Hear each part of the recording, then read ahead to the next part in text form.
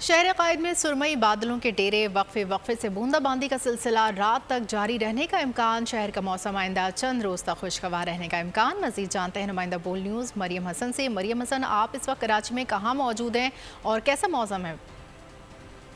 कराची में काले बादलों का डेरा है और समुद्री हवाओं के सबब शहर का मौसम इस वक्त इंतहाई खुशगवार है। सुबह और शाम के औकात में वक्फे से बूंदाबांदी का भी इम्कान है, जबकि तेज़ बारिश का इम्कान जो है वो 30 जुलाई के बाद कराची में जाहिर किया गया है।